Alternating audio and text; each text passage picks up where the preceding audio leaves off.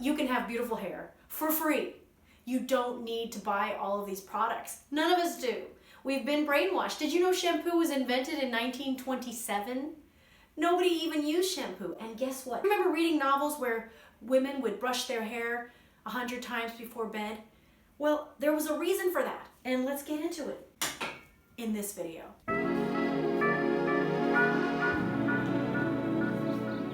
My hair is more beautiful than it's ever been before.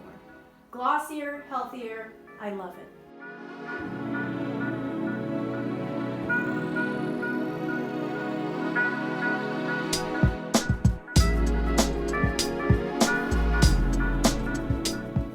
Hey everybody, it's Alexa, and I have stopped using shampoo for more than a year, and you can too.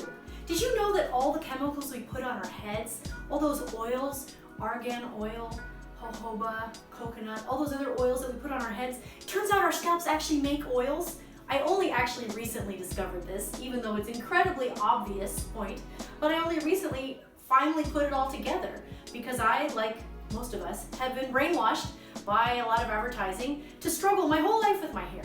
So I want to share some ways that I've moved towards a minimalist hair care routine, how it's made my hair longer and healthier than it's ever been before, and I do dye my hair, so that's no excuse. I've moved from using shampoo and lots of dandruff products and all sorts of things for terrible flakes and itchiness to using zero shampoo.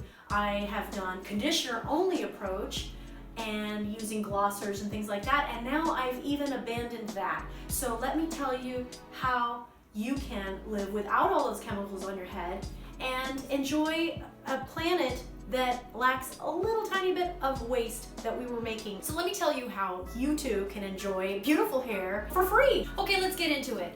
So I started swimming a lot 2 years ago. Every day I would be in the pool and I'd wear a swimming cap, and then when I got out of the pool I would have to rinse my head and shower. But I didn't shampoo every day because that would be kind of harsh. So instead every day I would just comb conditioner through my hair. Something interesting happened. I had all my life had dandruff. All of a sudden my dandruff went away and my hair seemed to be better than ever, which was sort of counterintuitive since I was swimming every day in chlorine. Eventually I stopped the swim training, but I continued with conditioner only hair, and at that point I began to get interested in the idea of growing my hair long, which I hadn't done in a long time, actually based on something one of my children said to me, which was, how long can your hair get? And I thought, well, how long can it get? Right now it's down to about here, down to about mid-back, which is longer than it's ever been in my life, and it's been easier to get there. Obviously, you might know from other videos, the way to get long hair is do not cut it in for any reason. Don't trim it or anything. I have trimmed a few times just because I get tired of the ends looking ratty and I want it to look nicer. I also, in the course of looking for long hair, I found some online communities, long hair community, and realized that there were a lot of things that I could be doing to grow my hair out. Avoiding breakage, avoiding over shampooing, and avoiding shampoo at all with condition only washing. Eventually, the condition only washing started to spread out longer and longer, and I wash my hair infrequently, maybe once a week or a couple times a week. I became aware of the no poo community, the people who don't like to use shampoo, and so I read on the long hair forum about using apple cider vinegar, an apple cider vinegar rinse. I started using the apple cider vinegar rinse after washing my hair with conditioner, and I immediately noticed softness and body. I really liked how it felt. What I do is I put a splash of this, or I'm not sure how much of this, could be up to 1/3 of a cup, into a large pitcher, maybe a quart pitcher, and then I fill that up with water in the shower, and then when I finish showering I pour that over my head. Then I usually do rinse that out. What I've noticed, people talk about there's being an adjustment period where your scalp begins to produce oils. That has definitely happened to me, especially as in the last year I've gotten rid of the shampoo altogether. What I do, I've never done dry shampoo, some people talk about that. What I do is I have tried using Castile soap, like literally 1 drop, 2 drops, just on my scalp sometimes to get rid of the oil. The other thing I will try to do is what they call the scritch and preen. So if you're doing just water only or between shampoos, you rub your scalp, you kind of massage it gently, And then you brush it, and then with sections of hair, you begin to kind of pull them out. And the idea is you're trying to pull that scalp oil, that sebum, down to the length of your hair shaft. So I've been doing that, and then I realized that's why in these old novels, I always thought it was a wives' tale, this idea of brushing your hair 100 times before you go to bed. Well, if you were living in the time before shampoo, then that would have made perfect sense because you're pulling those oils all the way down to the end of your hair shaft. So now when I go to sleep, I always put my hair into a topsy-turvy ponytail, so down here at the bottom of my neck because that doesn't create a dent. And then I'll put rubber bands along the length of my ponytail. It doesn't bother me at all to sleep that way. And when I wake up, my hair is glossy. I don't use any heat. At this point, I don't use any curlers or curling iron.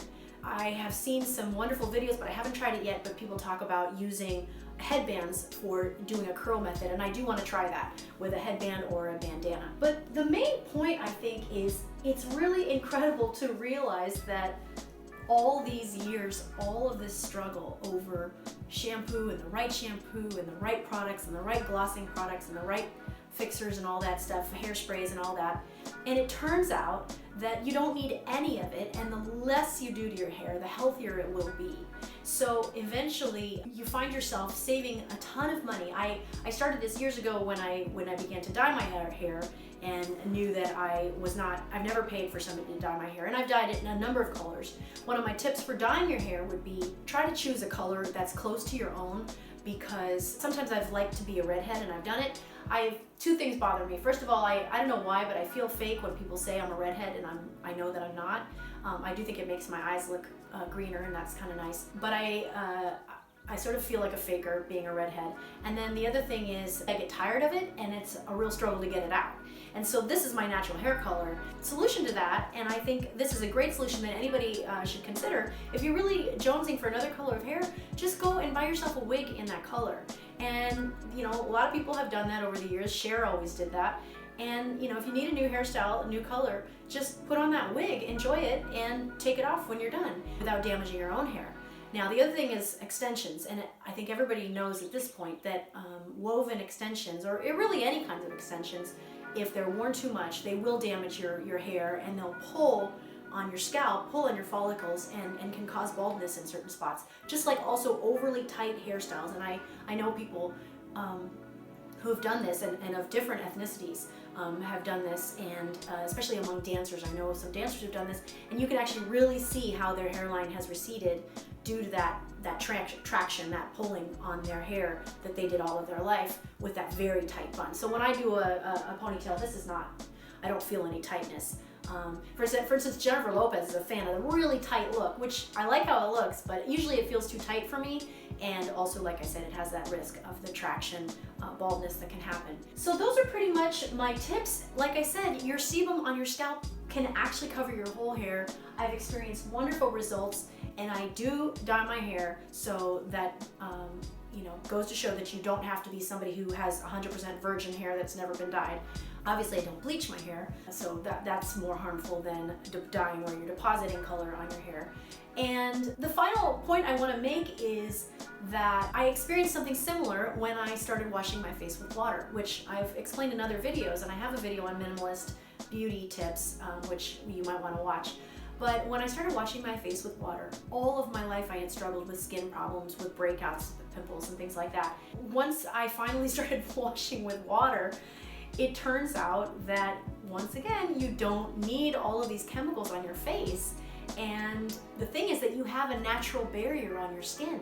And so if you're constantly scrubbing that off, using scrubs to get rid of it, using very harsh washes to get rid of it, you're harming your skin. So your skin is able to protect and regenerate itself, but not if you constantly harm it, not if it's constantly under attack. Well, our scalps are the same way. They're constantly under attack with all these products that we're putting on them. And give them a rest. In fact, that's another point in another video that I have that was kind of I made it a joke, but really there's a lot of truth in this Asian book that I read about facial massage techniques. And the most important point I took away from that was give your face a rest.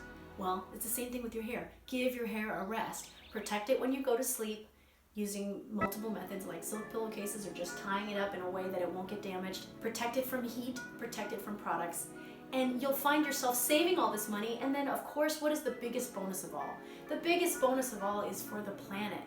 Because think of all of the bottles of products that we don't need to buy. In fact, I would like to try making some Castile soap, or making some sort of even maybe non-Castile soap. There are plenty of opportunities and options that you can use, and the planet needs us to begin to wake up to the fact that we don't need all of these excess products. Our bodies can take care of themselves a lot better than we think they can. So have you tried the no poo method, and what have been your results, and what are your favorite tips or tricks? Please share them. I love to learn about it, and I'm really getting into it. I think it's genius, and I wish I'd known earlier. Thanks for watching. Please comment and subscribe. Bye.